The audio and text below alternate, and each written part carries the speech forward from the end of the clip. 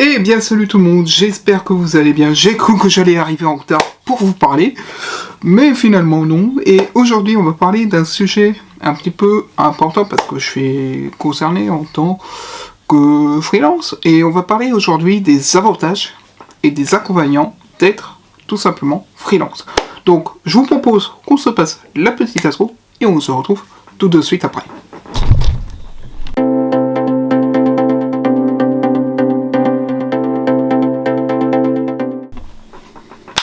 Donc, comme je le disais, on va parler des avantages et des inconvénients d'avoir une micro-entreprise et d'être freelance. Alors, des avantages, on va commencer d'abord par les avantages, en sachant que j'ai déjà fait un article sur le blog de Monde Malheureuse, en expliquant ce qui m'était arrivé avec Pôle emploi, et on va parler de ça, on va dire, rapidement dans la vidéo, sinon je vous inviterai à regarder un peu plus les articles du blog, pour voir un petit peu qu'est-ce qui s'est passé comme problème. En tout cas, aujourd'hui, on va parler des avantages et des inconvénients. Alors, des avantages, il y en a plein à être, on va dire, en micro-entreprise, enfin, micro-entreprise ou même être freelance, tout simplement.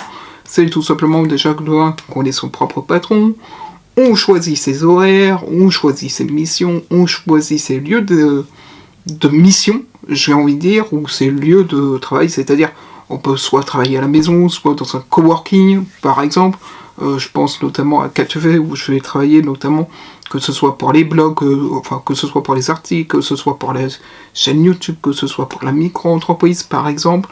Mais il y a plein d'autres coworking. Bon, sur Champigny, il n'y en a pas tant que ça. Mais après, sur les grandes villes comme Paris, Lyon, je sais pas où encore, Rennes certainement aussi, il y a plein d'espaces de coworking, donc ça c'est l'avantage, c'est de choisir son lieu de travail, c'est-à-dire vraiment on peut travailler de n'importe où, en tout cas en tant que freelance vidéaste. Après, malgré que y ait ces avantages-là, il y a tout de même des inconvénients. Alors le premier inconvénient, c'est Pôle emploi. Pourquoi je dis que Pôle emploi c'est le premier selon moi, c'est tout simplement qu'on est obligé de déclarer un petit peu ses revenus en tant que micro-entreprise. Et de temps en temps, Pôle emploi met du temps à nous payer. Parce que si vous êtes au chômage un petit peu comme moi, et que vous dites j'ai pensé à créer une micro-entreprise parce que je suis au chômage, je vais avoir du temps, machin, etc. à la lancer, faut savoir qu'il faut faire attention avec cette partie-là. Dans le sens où Pôle emploi va vous demander, depuis la création de votre entreprise, les documents de l'attestation de l'URSSAF, c'est-à-dire votre chiffre d'affaires, tout ça, pour calculer par rapport au chômage, je crois, ce genre de choses, puisque normalement, on ne peut pas cumuler le chômage et son chiffre d'affaires. Donc du coup, ça c'est la première inconvénient, c'est que on a des conditions à remplir vis-à-vis de Pôle emploi. Le deuxième inconvénient, c'est ce que je disais, c'est au niveau du salaire, c'est qu'on va pas avoir un salaire tout de suite. C'est-à-dire que, par exemple, si vous êtes dans la vidéo comme moi, vous savez qu'il y a énormément de concurrence là-dedans, j'ai envie de dire, que ce soit avec les sites de freelance comme Malte, les bons freelance, ce genre de choses, mais aussi avec ceux qui sont pas dans les sites de freelance, parce que j'en connais quelques-uns, par exemple sur Champigny, qui ont des sociétés ou des micro-entreprises également, et qui sont freelance vidéastes, mais qui sont pas sur ces sites-là. Donc ce qui fait que on a énormément de concurrence, et qui dit énormément de concurrence, dit pas beaucoup de clients, qui dit pas beaucoup de clients, dit on ne peut pas avoir un salaire fixe, puisque on va avoir peut-être 300 € dans un mois, 1000 € dans un mois, 0 € dans un autre mois, bref, on n'est pas stable financièrement. Donc, du coup, on va dire que c'est compliqué d'avoir une rentrée d'argent quotidiennement. Et vous savez peut-être, c'est pour ça aussi qu'il n'y a pas énormément de vidéos, en tout cas de mon côté, c'est que je suis en train de suivre une formation pour avoir un job en CDI à côté. C'est-à-dire que moi, la micro-entreprise, je vais m'y atteler sur le travail, sur comment dirais-je, sur les week-ends, pendant les vacances, ce genre de choses, pour avoir justement un revenu fixe, parce que sinon, on va dire que je peux pas me déplacer pour aller voir les clients, je peux pas travailler tranquillement sur les montages, sur le tournage, si j'ai cette pensée de me dire ah bah tiens, il y a les factures à payer, il y a ça à payer. Bref, du coup, on va dire que le salaire, c'est l'un des points négatifs en tant que freelance, en tant que auto-entrepreneur. C'est vraiment, selon moi, le gros point négatif. Alors, je dis pas qu'il y en a pas qui réussissent, puisque, par exemple, si on prend l'exemple de Julien Fabreau, lui, il a réussi à transformer son entreprise en société. C'est ce qu'il avait annoncé récemment. Ou si on prend l'exemple de mon ami Diabé, qui lui a réussi à transformer son entreprise, enfin sa micro-entreprise, en société également.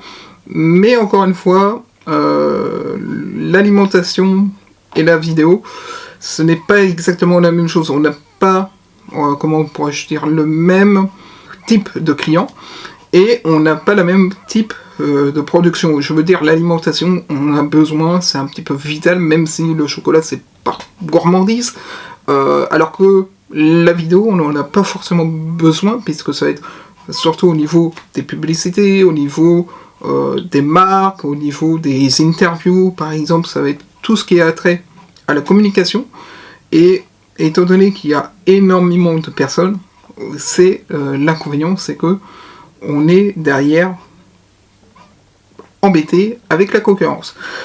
Donc voilà un petit peu ce que j'avais envie de partager avec vous au niveau des avantages et des inconvénients. Mais je vous oublie pas, c'est peut-être que pour l'instant vous avez l'impression que je fais pas énormément de vidéos, mais je suis en même temps en train de travailler sur 2 gros projets. Je suis en train de reprendre déjà le stop motion dont je vous avais parlé, et je suis en train de travailler sur un autre petit projet en plus. Enfin, je dis petit, même si c'est gros, c'est encore plus gros que le stop motion, j'ai envie de dire, parce que je me disais, je peux pas passer à côté de ce projet en tant que vidéaste, je me suis dit ça, donc je me suis fixé dans la tête de le faire, et donc voilà, j'en ai parlé un petit peu à droite, à gauche, pas sur tous les réseaux, principalement sur Facebook, LinkedIn, j'ai un doute d'en avoir parlé, mais voilà, donc c'était une vidéo qui me tenait un petit peu à cœur de vous parler, de vous expliquer pourquoi il y a moins de contenu également sur la chaîne, et étant donné que, comme je vous l'ai dit, le fait de ne pas avoir un salaire régulier, bah ça pose des fois souci, comme pour moi, pour mon cas, et du coup c'est pour ça que je fais des recherches en même temps, pour avoir un job à côté, que ce soit un CDI, un CDD. L'idéal, ce serait d'avoir un CDD de 25-30 heures minimum, comme ça on a le temps de pouvoir avoir des jours de la semaine et de travailler sur sa micro-entreprise. Moi, c'est ce que j'avais avec mon dernier taf. Je sais plus si je vous en avais parlé, que j'avais travaillé à un moment donné. Et justement, dans ce job-là, bah, j'étais en CDD de 25 heures. Du coup, ça me permettait d'avoir un revenu, on va dire, fixe. Et de l'autre côté, je pouvais travailler sur la micro-entreprise, même si après, mon contrat s'est transformé en CDD de 35 heures, étant donné qu'il ne pouvait pas me renouveler encore, vu que j'avais dépassé l'âge limite de la PPAE.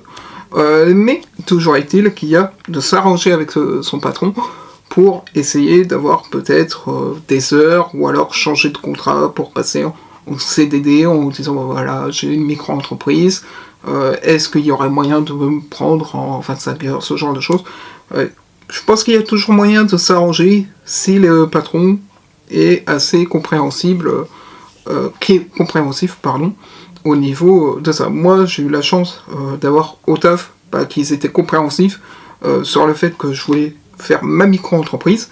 Bon, pour l'instant, la micro-entreprise ne décolle pas comme je le voudrais. J'ai eu quelques clients, mais on va dire que jusque-là, c'était pas forcément payé. Mais j'ai eu un vrai client le mois dernier qui m'a payé pour la prestation du montage et du tournage. Ça avait été un peu à l'improviste, mais voilà.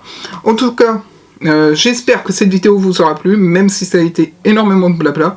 Comme je vous dis, c'est surtout pour vous parler des avantages et des inconvénients d'avoir une micro-entreprise, mais aussi de vous parler, de vous montrer que je suis toujours actif, simplement, ça ne soit pas forcément sur YouTube, mais de mon côté, je suis actif tous les jours, je vous oublie pas.